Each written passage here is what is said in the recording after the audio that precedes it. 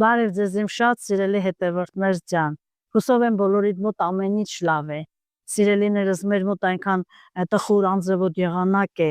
եղանակը մեզ չի խանգարի, որ մենք պատրաստենք այսօր աշխարհի ամենահամեղ խառը թթուն, իսկ ինչ սկսելը խնդրում եմ լայքեք տեսանյութը, որպեսզի հնարավորինս շատ տարածվի և բաժանորդագրվեք իմ YouTube-յան ալիքին, իսկ հիմա գնացինք համեղ խառը թթու պատրաստելու, մնացեք ինձ հետ։